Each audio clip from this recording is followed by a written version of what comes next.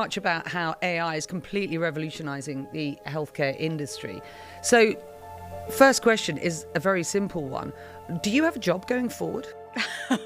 Are you relevant these days in an era of AI? That's a beautiful question.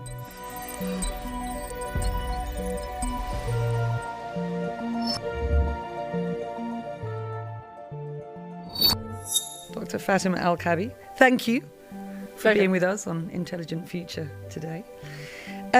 As Executive Director of the Abu Dhabi Stem Cells Centre, you've positioned the ADSCC at the very heart of Abu Dhabi's AI and biomedical revolution.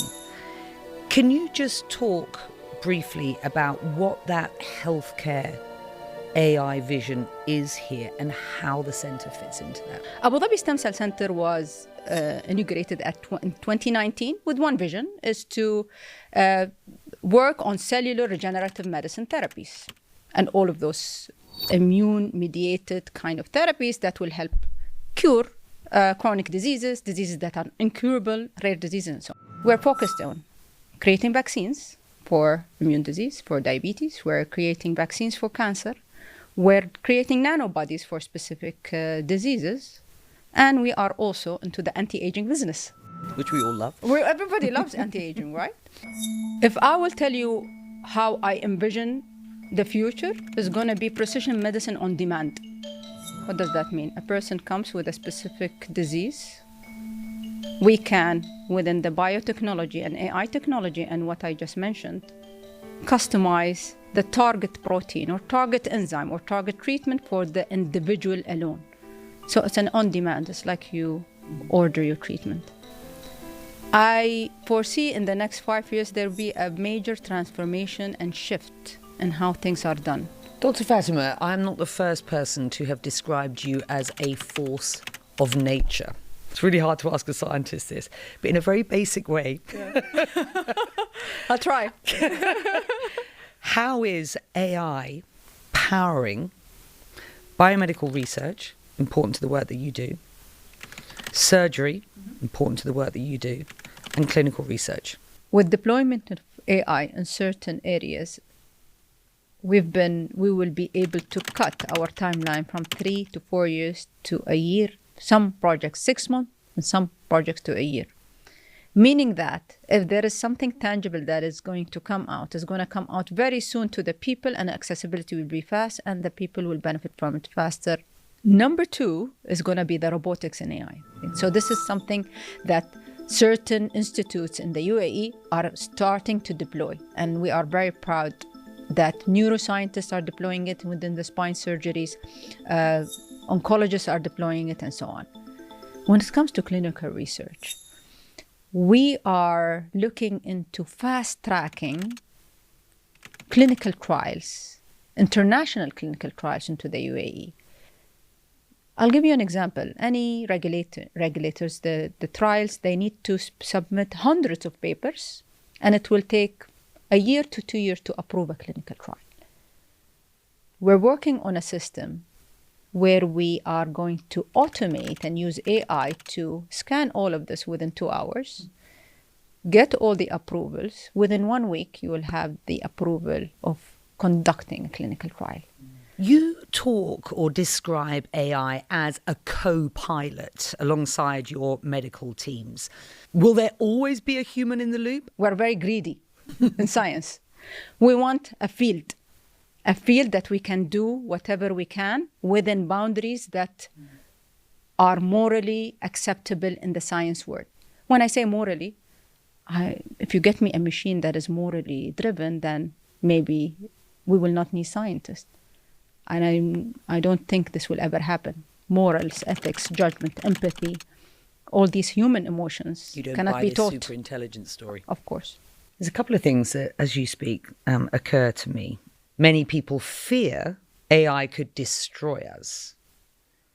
What's your sense? I think AI is going to be a huge boost for us that will take us to the next level into drug discoveries, but it should be aligned with the right regulation around it in order to apply it in the most ethical way that we can. So what's happening here in Abu Dhabi to ensure, to your mind, to ensure that the right sort of ethical frameworks, guardrails, safety, regulation is in place? Any AI technology in science and research has to go into a wet lab kind of testing. And we need to make sure that we log our failures, our biases within the system. Safety is a feature, is an essential feature. If it didn't tick all of those boxes, it's never going to go to the patients. So the guardrails are there, the ecosystem is there, the mindset is there, the agility, the policies, the investments are there. What we need now is we need to actually log in what are we starting to do. It's really interesting to just give our viewers a sense of the integration of regulation, academia and industry here when it comes to AI. From your perspective in the healthcare AI sector, how does that work? Can you just explain the sort of vision here? Let's say, I'll tell you, for example, we have very high prevalence of cardiovascular disease, right? Strokes and heart diseases. Currently, the government and the health care system is working into how this data with the biomarkers that are there from an AI perspective and reading it would be translated into a preventive measures. So the whole thing now is going from a reactive to a proactive, more of a program. Patient data is the lifeblood of AI innovation. I think we'd agree. Privacy, of course, for every individual is paramount. Absolutely. How do you balance privacy protection with fostering the sort of AI breakthroughs that you want to pioneer? Absolutely. That's a beautiful question. The UAE has placed a data protection law that applies to everything in the UAE. So this data protection law is very strict in order how to deal with certain data and how to de-anonymize data for it not to be tracked to individual. And how this data, even if it's going to be used for research, how it goes through a very stringent IRB ethical committees in order to get the proper authority to use certain data. And also, not only that, the extraction of data doesn't happen from a system. It happens through tokens, through blockchain. I think we are lucky here in the UAE that from a cybersecurity, we are one of the countries that is minimally targeted because of our stringent policies. You could be anywhere in the world in 2025. Are you in the right place? I will go to this technology I just spoke of AI fitting perfectly. I think I am perfectly and maybe anchorly fitted into UAE. And I wouldn't imagine being anywhere else. I'm going to leave it there. Thank you very much. Thank you.